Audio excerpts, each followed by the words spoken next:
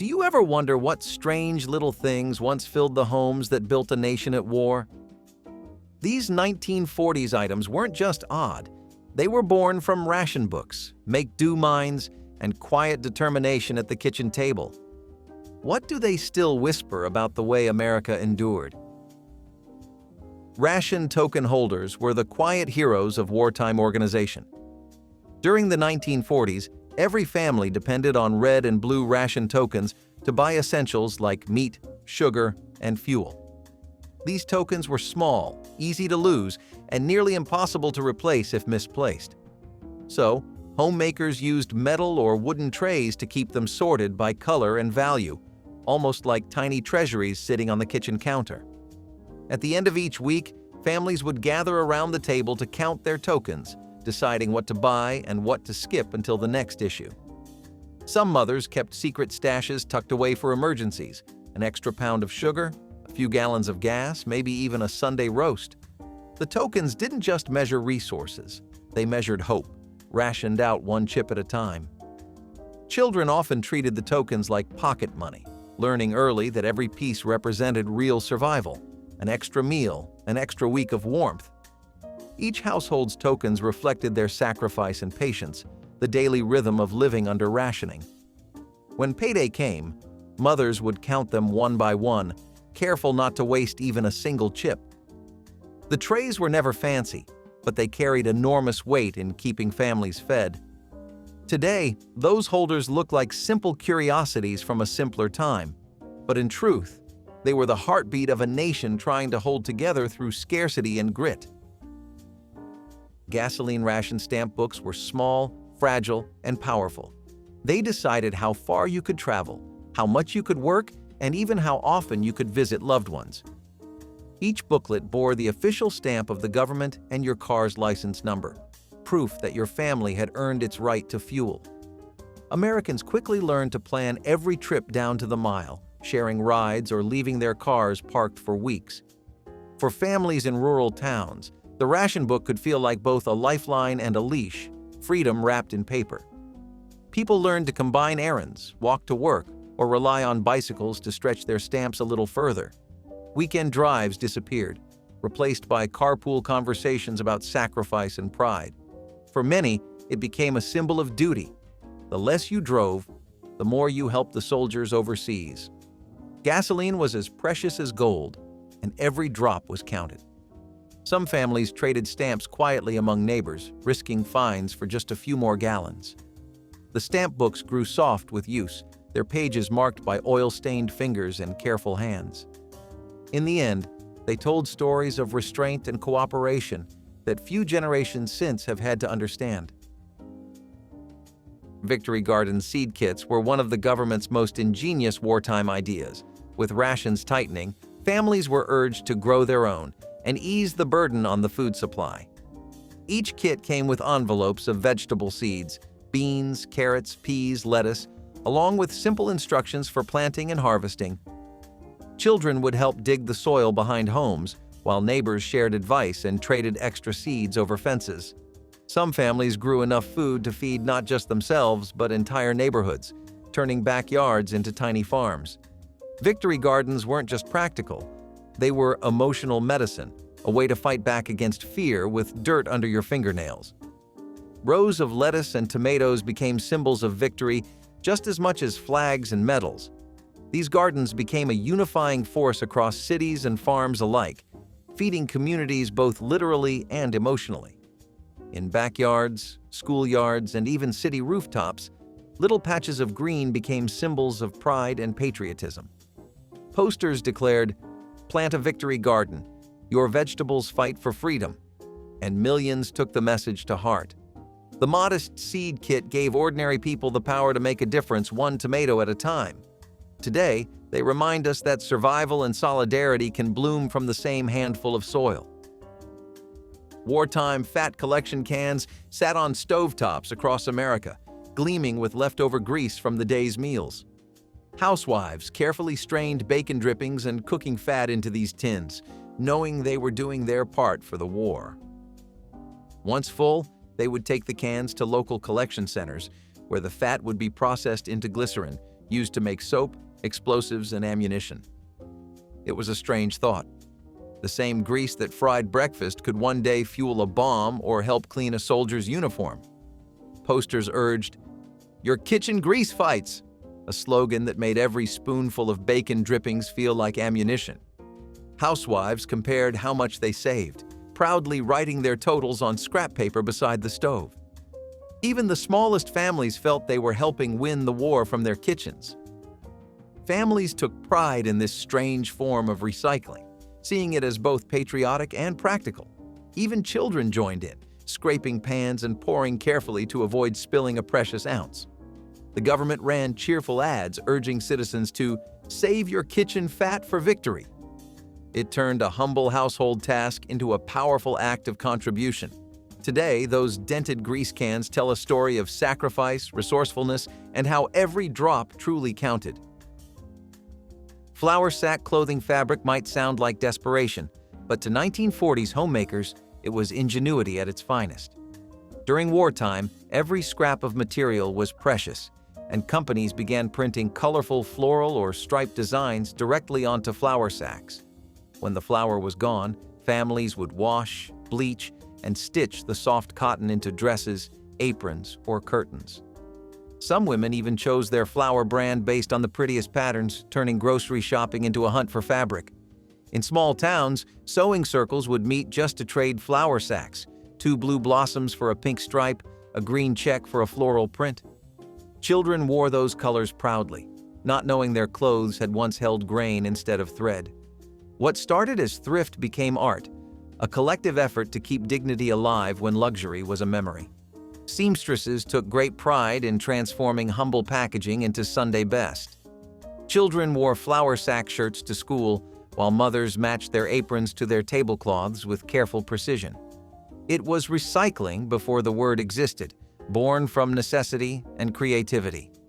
What began as a frugal solution became a fashion statement, one that quietly proved beauty could survive even the hardest times. Glass butter churns were once the pride of every 1940s kitchen. These hand-cranked wonders turned cream into golden butter, all powered by elbow grease and patience. Housewives would pour in cream, attach the handle, and churn until their arms ached. The rhythmic sound of the paddles striking glass filled homes across rural America. The process was a family affair. Children fought for turns, and everyone cheered when the butter finally thickened and turned golden. Some people added a pinch of salt or even a splash of milk to make it smoother, perfecting their own signature recipe. It wasn't just cooking, it was ritual, part science and part love. Children often took turns spinning the handle, their laughter mixing with the creak of the churn as they waited for the magic to happen. The moment the butter began to separate from the buttermilk felt like a small miracle, a tangible reward for hard work. Fresh butter spread across warm bread wasn't just food, it was comfort, earned and savored. Though electric mixers soon replaced these churns, the glass jars remained treasured relics, clear reminders of a time when patience was part of every recipe. Iceboxes were the silent workhorses of the pre-refrigerator era. Made of wood and lined with tin or zinc, these coolers relied on large blocks of ice delivered by the local iceman. Families would carefully store milk, butter, and meat inside, hoping the chill would last until the next delivery. Every summer, children would race to the door when they heard the iceman's wagon, eager for a chip of ice on a hot day. Each delivery was a small event, the iceman hauling the dripping block through the door, leaving puddles that kids would trace with their fingers. Homemakers learned exactly how to stack food to make the cold last, a skill passed down like a family secret. The sound of melting ice and creaking hinges became the steady rhythm of daily life. Managing an icebox took skill, too warm and the food spoiled, too cold and the milk froze solid. Homemakers learned to balance the temperature like a science. The sound of melting ice dripping into the tray below was as familiar as a ticking clock. When electric refrigerators arrived, the iceboxes faded away, but they left behind the memory of simpler, slower kitchens where cold was a daily luxury. Hand-cranked egg beaters were a kitchen essential long before electricity became universal. These clever tools used gears and a spinning handle to whip eggs, cream, or batter with surprising efficiency. Housewives prized them for their precision and control, though they required steady hands and strong wrists. For many, the sound of the gears clicking and whirring became part of the morning routine, a mechanical heartbeat of breakfast. Some homemakers claimed they could feel the exact moment the eggs reached the perfect froth, trusting muscle memory over measurement. In some kitchens, the same egg beater was used for decades, its handle worn smooth from years of breakfasts and Sunday cakes. It was craftsmanship made to last, built for a world that believed tools should serve generations, not seasons. Children would often beg to help, turning the handle and watching the blades blur into motion. Despite their simplicity, they represented progress, one step closer to the modern appliances that would transform kitchens in the decades to come. Today, they sit in antique shops as quaint reminders of when cooking was a true hands-on art form. Powdered soap flakes were the unsung heroes of 1940s laundry day. Before the rise of liquid detergents, these little boxes of flakes were the standard in every household. Housewives would scoop them into wash tubs, stirring the mixture into hot water until a thick foam formed. The scent of soap and steam filled the air, marking the start of hours of scrubbing, wringing, and rinsing. Many women swore by certain brands, claiming one made whites brighter, while another was gentler on the skin. Children learned early to keep their hands out of the soapy water, but sometimes ended up covered in bubbles anyway. The chore was endless, but so was the pride when the sheets came out gleaming and sweet-smelling under the sun. Unlike today's automated machines, laundry then was pure labor, and soap flakes were a homemaker's closest ally. Advertisements boasted of whiter whites and pure cleanliness, though many women knew it came at the price of raw, chapped hands. Yet there was pride in those efforts. The smell of fresh linen drying on the line symbolized care and dignity. Powdered flakes may seem primitive now, but in their day they represented progress and perseverance wrapped in a simple cardboard box. Rolling metal wash tubs and wringers were the backbone of every household's cleaning routine. These heavy steel tubs stood ready each Monday, the unofficial National Laundry Day. Water was heated on the stove, poured in by the bucket, and mixed with soap flakes or lye. The smell of hot metal, soap, and steam filled the air, a kind of domestic symphony that marked the start of the week. Some women joked that if heaven had laundry, it would still begin on Monday. After scrubbing clothes on a washboard, women would feed them through a hand-cranked wringer to squeeze out every drop. The process was noisy, exhausting, and occasionally dangerous. Many fingers met their fate between those rollers. Yet despite the effort, there was satisfaction in seeing bright, clean clothes flapping on the line by afternoon. The wringer tub was both a chore and a point of pride, a symbol of diligence that powered the home long before electricity took over. Today, the sight of one evokes admiration for the sheer endurance it demanded, and gratitude that laundry now takes minutes instead of hours. Toaster forks were the simplest way to make toast before toasters ever hummed on countertops. Picture a long, polished metal fork with a piece of bread skewered at the end, held carefully over a stove flame. It was slow, smoky, and required absolute attention. Burn it for a second too long, and breakfast turned to charcoal. Many people swore the smoky, uneven crisp of a fork-toasted slice tasted better than anything an electric toaster could make. The smell alone could pull half-asleep children from their beds faster than any alarm clock. Still, there was something oddly peaceful about standing over the stove, watching the edges of the bread curl and darken, the smell filling the kitchen like comfort itself. People learned to judge the perfect toast by sight and instinct alone. Children would beg for turns, waving their bread too close to the flame while their mothers scolded them with a smile. The results weren't always even, but they were personal, each slice a reflection of its maker's patience. In an era when every meal was an act of care, a toaster fork turned something as simple as bread into a ritual. Today, these little tools look almost primitive, but back then they were elegance in motion, grace found in the glow of a blue stove flame. Electric percolator coffee pots were the morning heartbeat of 1940s kitchens. Chrome-bodied and graceful, they gurgled and hissed as they brewed, the rich aroma of coffee filling every corner of the home. Inside, water bubbled up through a central stem and dripped through the grounds in a slow, steady rhythm.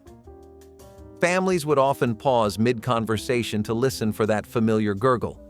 It meant the day was officially beginning. The smell of percolated coffee and fresh toast became the scent of peace returning after years of uncertainty. That rhythmic sputter was the sound of comfort, the promise of warmth before the day's work began.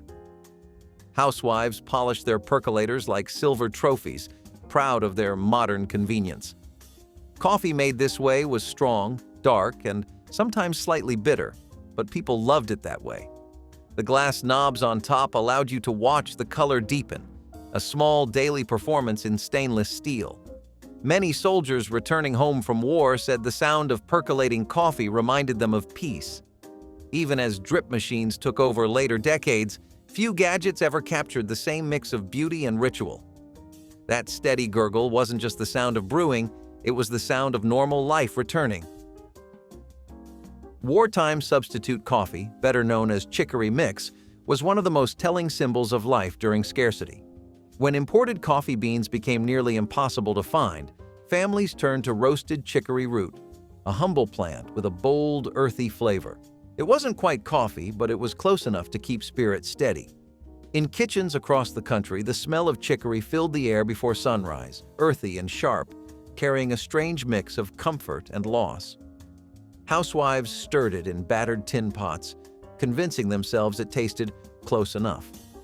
Many said it tasted like courage, bitter at first sip, but somehow comforting the longer you drank it. Housewives ground and roasted the roots at home, blending them with what little real coffee they could find. It became a quiet act of resilience, shared in chipped mugs around kitchen tables and factory break rooms alike. Soldiers overseas drank it too, often reminding each other of home between sips of the strange brew. The government promoted it as America's wartime cup of strength, and in a way, it was. Chicory coffee may have lacked caffeine, but it carried warmth, routine, and the illusion of normalcy, three things that were worth more than gold in the 1940s. Radium alarm clocks were once a symbol of progress, a glowing promise of modern science lighting up bedside tables. The numbers and hands were painted with a special powder that glowed all night long, no electricity required. People marveled at their soft green shimmer in dark bedrooms, never suspecting danger. Children found them enchanting, watching the glowing hands like fireflies trapped behind glass. It felt like owning a piece of the future, something bright and modern in a world still recovering from war. The glowing paint seemed magical then, a touch of the future, until it began to kill the workers who applied it. Young women, known as radium girls, painted the dials by hand, often licking their brushes to form a fine tip. The radiation built up in their bones, leading to horrific illnesses that changed the course of labor safety forever. Yet for years, the clocks stayed popular, prized for their convenience and beauty. To the ordinary family, they were harmless wonders, proof that science could make even time itself shine. Today, the few surviving pieces are sealed behind glass in museums, reminders of how progress once glowed, literally, with unseen danger. Glass irons or water-filled pressers were among the most unusual household gadgets of the 1940s. These delicate irons were designed to control heat through added water weight, giving users a smoother, more consistent press. The bodies were made of thick glass, sometimes with decorative handles, and filled before each use. When sunlight hit the glass just right, the irons sparkled like little sculptures sitting on the ironing board, beauty disguised as labor. Housewives would joke that they felt more like artists than cleaners when using one.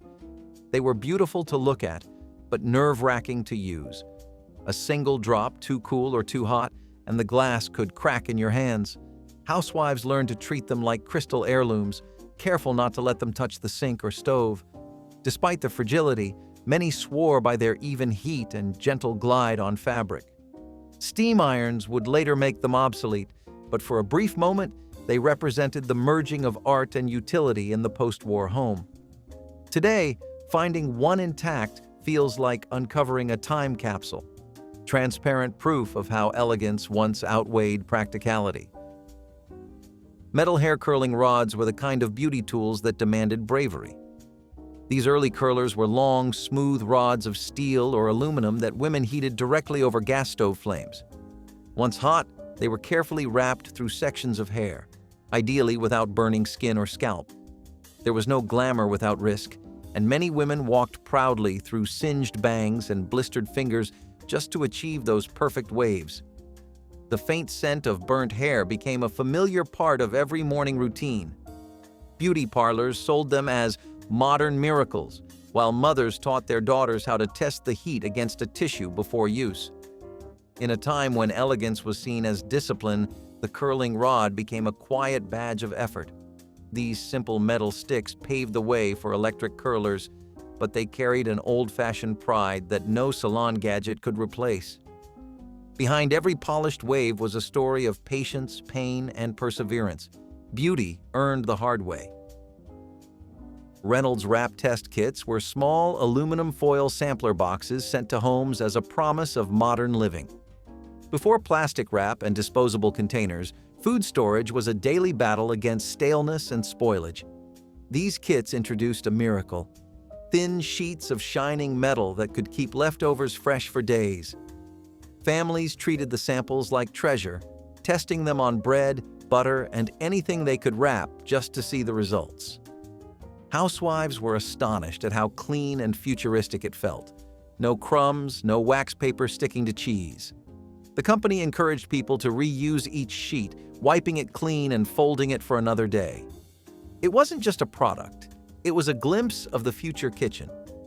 Reynolds Wrap quickly became a symbol of modern efficiency, and the test kits were their golden invitation into that world. What started as a free sample ended up changing how America packed its lunch, preserved its meals, and imagined progress itself. Steel wool soap pads in glass jars were the sparkling pride of 1940s kitchens. Before the cardboard boxes and plastic tubs we know today, these cleaning pads were sold in sturdy jars that gleamed under the sink. Each jar held tightly coiled metal pads infused with soap, ready to scrub away even the toughest grease. When housewives opened the lid, the sharp metallic scent meant it was time for serious cleaning, a sound and smell every kitchen came to know. The glass kept them dry, reusable, and hygienic, while also doubling as pretty storage once empty. Many families reused the jars for buttons, screws, or pennies. Advertisements called them the future of clean, though most homemakers simply saw them as a loyal ally in the daily battle against grime. It was a small luxury, practical, pretty, and durable in an age that demanded all three. Those glass jars, now rare antiques, reflect a time when even the simplest chore came with a touch of style. Utility furniture sets told the story of a nation at war and recovery. During the 1940s, furniture makers were restricted by government regulations that limited the use of metal, fabric, and ornate design.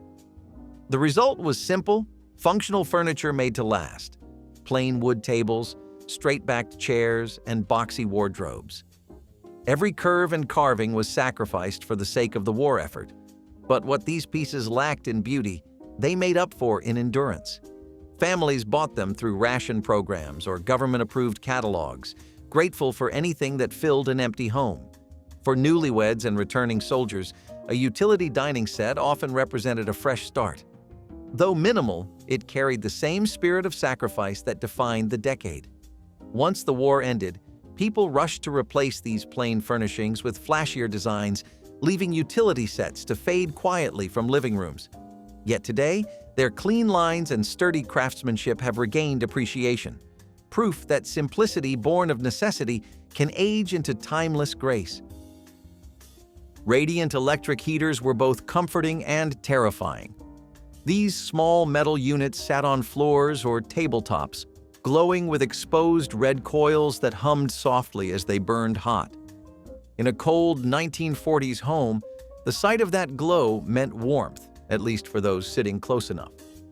Children were warned to keep their distance, but everyone had a story of a singed sock or scorched carpet.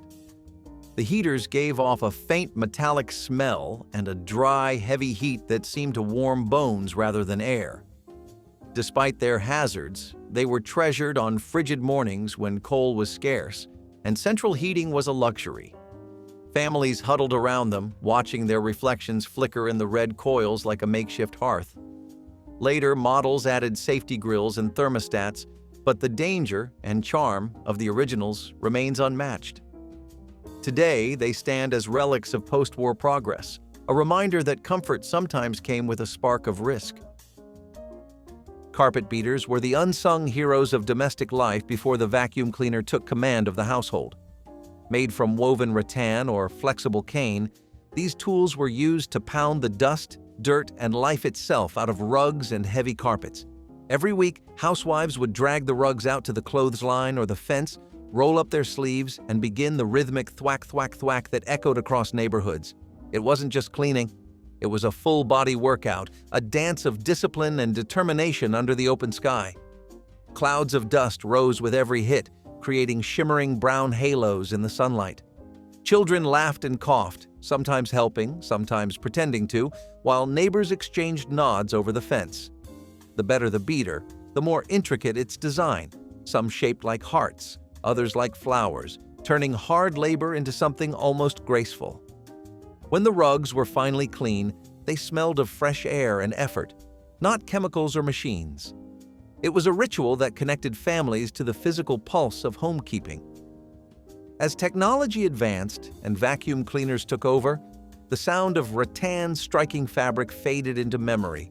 But for those who remember, it was the sound of Saturday morning pride, a reminder that comfort was once earned by hand, one swing at a time.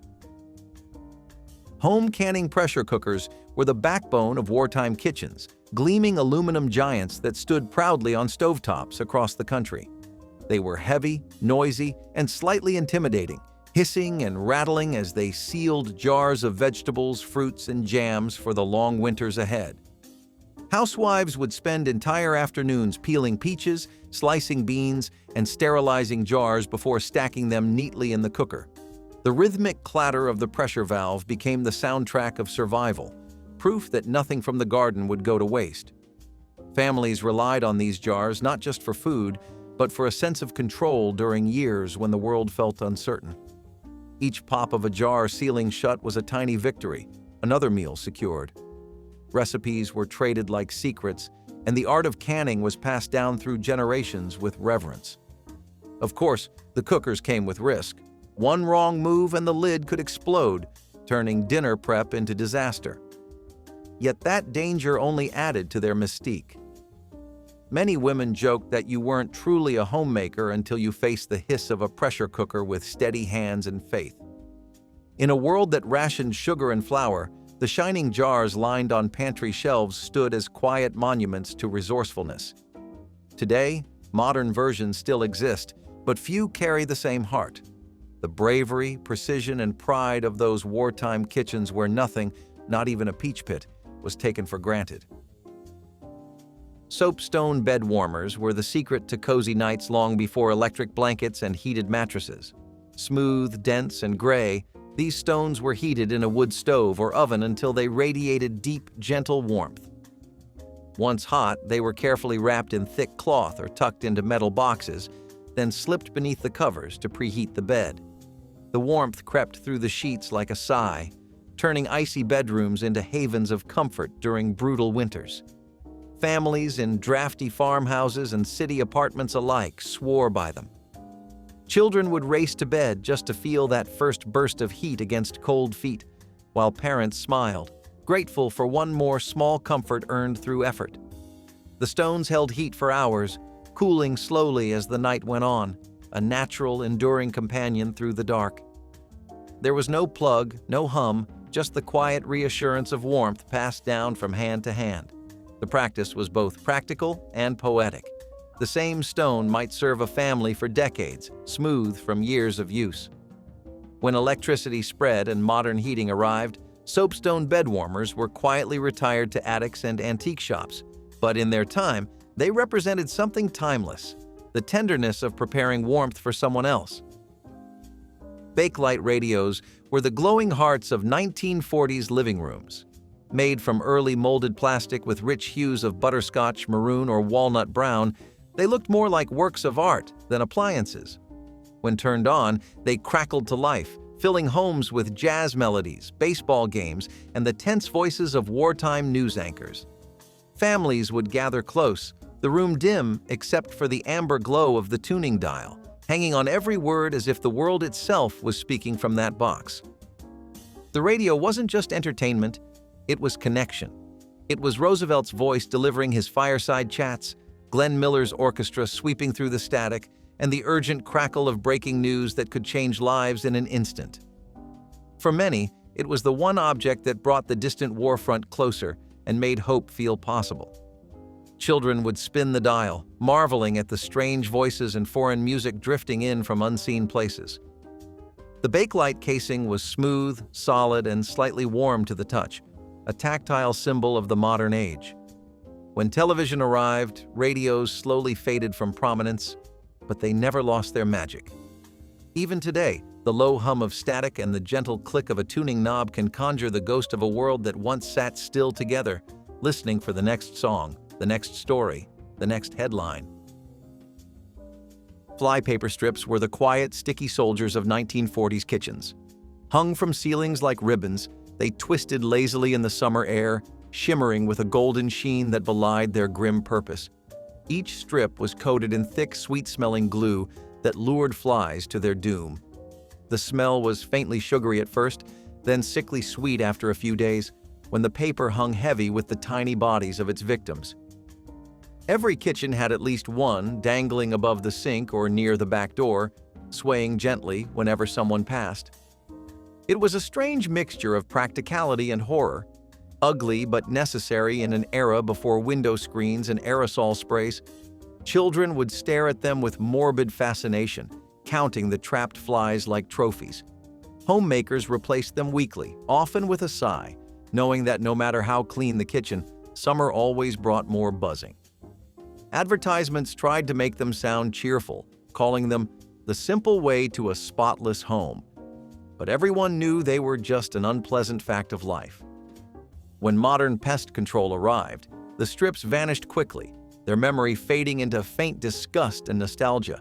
Today, they survive mostly in old photographs, silent proof that cleanliness once came with its own sticky price. MSG-laden soup mixes were the backbone of 1980s casseroles, stews, and potluck dinners. Every home cook had a few packets stashed away, ready to transform boring chicken into culinary magic. "Just add water," the boxes said, and families did, by the millions. The flavor was bold, addictive, and unmistakably artificial. Then came the MSG scare, a flood of reports blaming monosodium glutamate for headaches, fatigue, and Chinese restaurant syndrome. Overnight, something that once meant flavor now meant fear. MSG became public enemy number one, thanks to sensational headlines and questionable studies. Suddenly, housewives who'd spent years cooking with it were tossing it in the trash. Even companies that knew the science was shaky jumped ship to avoid backlash. Manufacturers scrambled to hide it under new names like hydrolyzed protein. Supermarkets purged shelves and recipe books quietly rewrote themselves. The craze for all-natural cooking that followed changed the way America seasoned its food forever. By the 1990s, MSG's reputation was unfairly destroyed, though science later found little evidence of harm.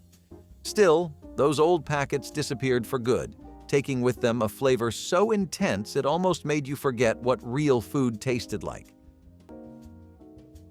Campbell's Pepper Pot Soup was the can that tested the nation's limits. Marketed as a hearty, Caribbean-inspired classic, it featured tripe, cow stomach, as the main ingredient. The label showed a warm, spicy bowl of stew, but reality hit harder. When the can opened, the smell alone cleared the room faster than a fire drill. The chunks of tripe were tough enough to bounce, and the broth had an unsettling gray sheen. Some people tried adding hot sauce or salt, but nothing could save it from itself. The broth was murky, the meat chewy, and the smell hung in the air long after the can was gone. People tried disguising it with spices, crackers, even ketchup. Nothing worked? It was one of those meals that made you appreciate how good other bad soups were. The smell was strong, the texture was chewy, and the flavor lingered in ways no one asked for. Families bought it once out of curiosity and immediately regretted it. Even pets refused to help finish the bowl. Campbell's tried to pitch it as exotic and bold, but most people just called it weird. It lived in the back of pantries for years, waiting for the apocalypse that never came. Eventually, it disappeared quietly, taking with it one of the strangest chapters in canned soup history. Before we knew better, and sometimes even after, we made sure cigarettes were everywhere. The 1950s took that mission seriously, rolling out vending machines that sold cigarettes in a can. You'd pop in a coin, twist a knob, and out came a tidy aluminum can filled with smokes. It was modern, sanitary, and portable, the cigarette industry's idea of innovation. Ads called it the future of freshness, as if tobacco was suddenly a health food. The design mimicked canned soda, another booming industry, turning nicotine into a stylish accessory for every pocket. Schools had them, hospitals had them. Even train stations had glowing vending machines urging people to enjoy life, smoke modern. Nurses on break smoked beside patients. Students traded cans like baseball cards. The message was clear. Smoking wasn't just normal. It was patriotic, scientific, and sophisticated. Cigarettes in a can perfectly captured the 1950s illusion of progress when even addiction could be sold as convenience. By the 1960s, health warnings dimmed the glow and the vending cans vanished. But for a brief decade, they were the metallic symbol of an age that thought every problem could be solved with packaging. And if the problem was, how do I smoke more efficiently? Well, the 1950s already had the answer sealed and ready to ship. Campbell's cream of mushroom soup was the secret backbone of 1950s cooking. Found in every pantry, it wasn't just soup. It was the glue holding casseroles together across suburban America. A single can could stretch leftovers, feed a family, and make almost anything taste homemade. Housewives mixed it with tuna, green beans, chicken, or rice, creating dishes that were easy, creamy, and dependable. It was food engineering disguised as comfort food.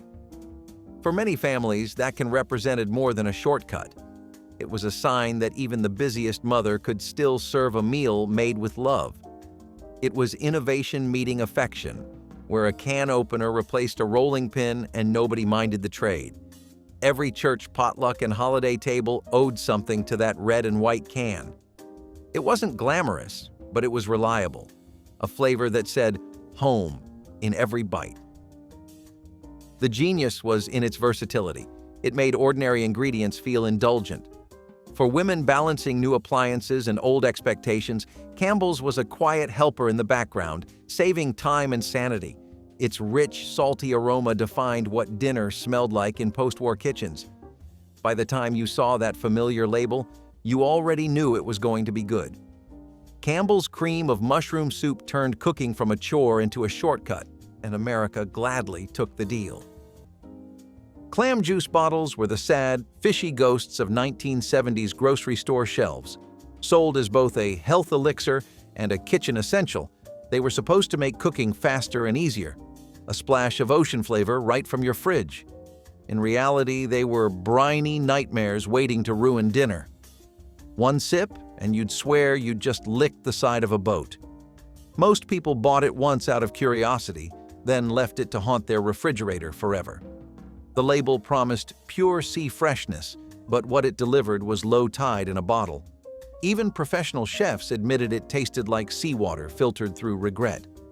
Advertisers claimed it was a natural energy booster, rich in minerals and flavor, but no amount of marketing could mask the fact that it smelled like low tide and regret. Home cooks tried using it in chowders or sauces, but one pour was enough to ruin an entire meal or a marriage. The bottle itself was a trap, glass, slim, and slightly foggy, daring you to forget it existed. Once opened, it would migrate to the back of the refrigerator, where it would live forever, untouched, unspoiled, and immortal.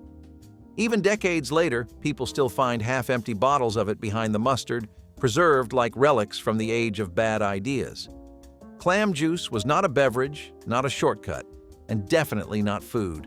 It was proof that the 1970s could sell anything once, but only once. Lead-soldered canned goods were a ticking time bomb hiding in plain sight. Before the late 1980s, many canned foods, soups, vegetables, meats, were sealed with solder containing actual lead. It kept cans airtight but made every bite a potential health hazard. Researchers began noticing dangerously high lead levels in children's blood, especially in communities relying heavily on canned food. Acidic products like tomato soup were the worst offenders, dissolving metal into every spoonful. What started as a production shortcut turned into a national health crisis. Scientists discovered that acidic foods like tomatoes and fruits were leaching the metal right into people's meals. Children's products were the worst offenders, turning lunch into slow poisoning. When the studies came out, the FDA had no choice but to act. The new rules outlawed lead solder in all canned goods, forcing companies to overhaul production lines. For years, however, the damage had already been done, especially overseas where regulations came later. Looking back, it's shocking how normal it once seemed to trust metal sealed with toxins. The ban was a turning point in food safety and a sobering lesson in how progress sometimes hides poison under a label of convenience. Few foods say future and fear quite like the 1950s potted meat luncheon loaf, an edible contradiction trapped in translucent gelatin. Billed as the modern meal, it promised protein, convenience, and elegance, all packed neatly into a shimmering cube. Housewives opened the can with a satisfying hiss, only to reveal a pinkish slab wobbling like something from another planet. The gelatin was meant to seal in freshness, though it mostly sealed in terror. Still, the advertisements were stunning. Smiling families slicing perfect meat squares garnished with pineapple rings and lettuce. It looked clean, futuristic, like something astronauts might eat at a dinner party on Mars. And for a country obsessed with modernity, that was enough. No one wanted to cook anymore, not when canned chemistry could do the job faster. The taste? Imagine bologna with stage fright. It slid, it quivered, it haunted you. But to 1950s consumers, the gelatin loaf was proof humanity had conquered food itself. It wasn't just a meal, it was a message. The kitchen of tomorrow had arrived, and it came with preservatives. For better or worse, the gelatin craze turned ordinary meals into edible science experiments, each one wobbling proudly under fluorescent light. Over time, these meat miracles disappeared from shelves, victims of changing tastes and better judgment. But their legacy lives on in every molded salad and canned mystery meat that dares call itself gourmet. Minute rice was the miracle of the instant age. No more boiling, stirring, or waiting. It promised perfectly fluffy rice in 5 minutes flat. To a 1950s homemaker juggling kids, appliances, and expectations, it was nothing short of a revelation. Convenience had become a national value, and minute rice was its purest expression. It was the future poured out of a box, where effort and patience were replaced by trust in modern technology. For a generation that had watched the world move faster every year, even dinner had to keep up. It turned cooking into something nearly effortless, giving families more time to sit, talk, and eat together. It was the kind of progress that fit neatly in a box and sat proudly on the shelf beside all the other modern miracles.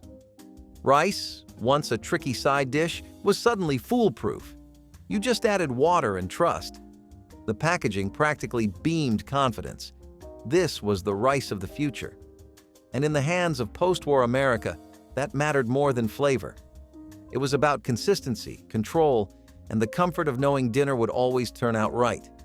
Minute rice wasn't just food, it was peace of mind, one scoop at a time. Rely tampons by Procter & Gamble were a triumph of marketing and a tragedy of science. Sold in grocery aisles and advertised as revolutionary, they promised unmatched absorbency through their unique super sponge design. For a while, they were hailed as a breakthrough in women's health. But in 1980, the dream turned deadly. The synthetic fibers used in Rely tampons were linked to toxic shock syndrome, a bacterial infection that proved fatal for dozens of women. The product's sponge-like material, designed to trap more moisture, also created the perfect environment for bacteria to grow. Doctors quickly raised alarms, but Procter & Gamble's marketing machine was faster than the science.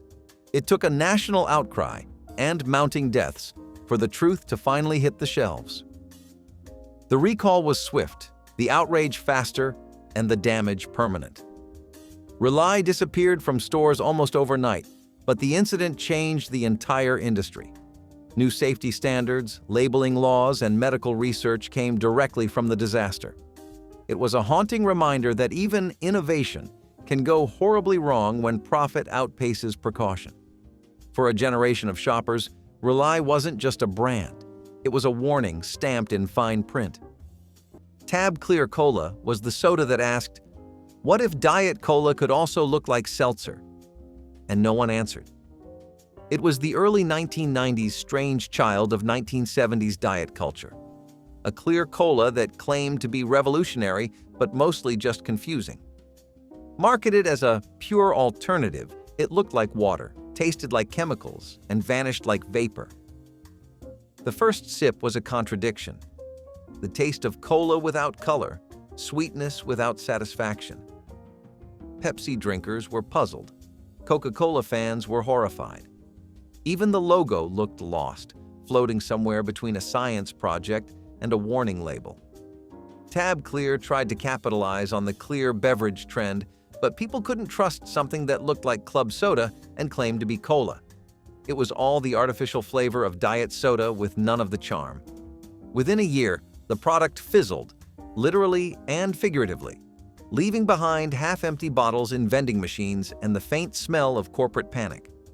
It was later revealed that Coca-Cola intentionally made it confusing to sabotage its own competition, which somehow makes sense, because nothing says bad idea like a soda that made people wish for regular Tab. Velveeta cheese loaf was not just cheese, it was science in orange form. Smooth, meltable, and shelf-stable, it captured the futuristic promise of post-war America. Every slice and cube melted perfectly, turning any dish into a creamy dream. Housewives loved it because it behaved predictably. It never curdled, never clumped, and always delivered that unmistakable silky texture. Velveeta didn't need refrigeration before opening, and that alone made it feel revolutionary. It was the edible symbol of a country that believed progress could improve everything, even cheese. Families trusted it because it never failed, and that reliability made it a household hero long before the term comfort food was ever coined. To a generation raised on rationing and scarcity, Velveeta symbolized abundance, control, and convenience. It wasn't farm cheese, it was progress you could taste. Ads promised that it melted better, and they were right. Whether poured over broccoli, stirred into macaroni, or sliced onto sandwiches, Velveeta was dependable, shiny, and smooth. It reflected a time when America trusted science implicitly, even in the kitchen. It was the cheese that didn't age, it evolved. Velveeta wasn't about authenticity, it was about assurance, and in the 1950s, that was a flavor people wanted more than anything. Crystal Pepsi was one of the boldest and briefest soda experiments of the late 1980s. It promised purity, innovation, and the excitement of a cola without color. The clear, caffeine-free drink came in sleek glass bottles that looked more like something from a health spa than a vending machine. The marketing was futuristic, clean, minimalist, and dripping with 1980s confidence. Commercials showed waterfalls, lasers, and people in white suits drinking clarity in a bottle. It was Pepsi's boldest move yet, but the taste didn't match the hype. People lined up to try it, expecting magic, and got confusion instead. The flavor was flat, oddly sweet, and missing the bite that made cola famous. Pepsi called it clarity, but most called it weird. Within a year, the product fizzled, joining the ranks of marketing myths that burned bright and vanished fast. Critics later called it the most 1980s drink ever made. All style, no substance, and a little too confident in its own coolness. Crystal Pepsi may have been banned by poor sales, not law, but its spirit fits perfectly in this list. An idea too clean for a world that wanted its cola dark, caffeinated, and unapologetically messy. Diet shakes in paint can-style tins were the height of scientific dieting and the bottom of human appetite. These oversized metal cans promised controlled calories and perfect figures, as long as you could choke down what was inside. The shakes were sold in flavors like chocolate, vanilla, and tropical, though they all tasted like sweet rust. The powder stuck to everything: blenders, spoons, your throat, and the metallic smell never left the kitchen. Opening one felt like prying into an industrial accident. The scoop inside was always buried, forcing you to dig through clouds of powder that coated your arms like chalk. Mixing it with milk turned the liquid gray, not brown, and somehow made it thicker than cement. The aftertaste lingered like a chemical warning. You weren't just dieting. You were participating in a science experiment gone wrong. Companies called them complete meal solutions, but most people needed a real meal just to recover from the experience. Advertisements showed glamorous models holding giant tins like trophies, as if suffering were chic. In the end, the only weight most people lost was their patience. Those cans promised control, but they mostly delivered a reminder: food should never taste like aluminum ambition. Only in the 1950s could someone look at a car ashtray and think, you know what this needs? A steak. Car ashtrays that doubled as mini grills were the ultimate gadget for the man on the go, or the man who just couldn't wait for dinner. Designed to plug into the car's cigarette lighter, these chrome curiosities promise to cook your meal while you cruise. Picture it: Dad behind the wheel, one hand on the steering column, the other turning a sizzling burger on the dashboard. The smell of gasoline, tobacco, and half-cooked beef filled the cabin like some dystopian roadside diner. It was marketed as the perfect road trip companion, ideal for busy executives and outdoorsmen on the move. Safety warnings were non-existent, because of course they were. One wrong turn and you weren't just flipping your lunch, you were flipping your car. Still, it captured everything Americans loved about the decade: convenience, confidence, and a reckless belief that anything could be improved with a little electricity. The ads boasted, "No smoke, no mess," which was a blatant lie. The only thing they didn't lie about was that you'd never go hungry again, just possibly unconscious from the fumes. By the end of the decade, fire departments everywhere had seen enough dashboard barbecue disasters to quietly retire the invention. But for a brief, glorious moment, the open road smelled like progress, bad decisions, and burnt hot dogs. Kool-Aid wasn't just a drink, it was a ritual. Every kid in the 1950s knew the sound of that powder hitting a pitcher and the rush of color swirling through the water. With just sugar, water, and imagination, a world of flavor appeared for pennies. It was bright, sweet, and affordable, the perfect symbol of middle-class fun. The first sip was pure excitement, too sweet, too colorful, and somehow perfect every single time. It wasn't just a beverage, it was joy in motion, stirred up by tiny hands and summer light. Kids loved it because they could make it themselves, stirring with wide grins as the water turned electric red or neon green. Parents loved it because it brought laughter to the table without breaking the grocery budget. Kool-Aid was a kind of magic, the ability to make something wonderful from nearly nothing. It was the taste of summer, birthday parties, and endless afternoons. The smiling face on the packet was more than a mascot. It was a promise of joy in liquid form. In an era of post-war optimism, Kool-Aid was liquid happiness poured straight from the pitcher, a reminder that even small things could make life feel extraordinary. Caffeinated chocolate bars were the ultimate 1980s hustle food. These candy bars weren't for kids. They were for stressed-out adults chasing deadlines and dreams. "The sweet that keeps you going," the ads boasted, blending the comfort of chocolate with the rush of caffeine. It sounded genius, until people realized they were basically eating 2 cups of coffee wrapped in sugar. The first bite tasted like victory. The second tasted like regret. People would crash hard within hours, jittery and exhausted. Some companies even marketed them to students, sparking outrage among parents and health officials alike. Each bar packed so much caffeine that your heart raced before you finished unwrapping it. Office workers swore by them. Doctors swore at them. The FDA quickly stepped in after reports of jittery customers and sleepless nights began piling up. For a while, they were everywhere, near cash registers, in vending machines, even next to energy pills at gas stations. The bars promised focus, energy, and alertness, but what they really delivered was anxiety and regret. By the end of the decade, stricter caffeine limits made them illegal to sell in grocery aisles. Today, they're remembered as the candy that tried to do too much. Dessert, coffee, and chaos, all in one bite. Heinz colored ketchup experiments were decades ahead of their time, and not in a good way. Before the neon green and purple nightmares of the 1990s, Heinz tried out orange, mustard yellow, and pea soup green ketchup in the 1970s, and traumatized shoppers instantly. Families opened bottles expecting fun, but ended up staring into something that looked like craft paint. Even restaurant owners refused to serve it, saying customers thought it looked spoiled. Kids dared each other to eat it, but the sight alone ruined the appetite.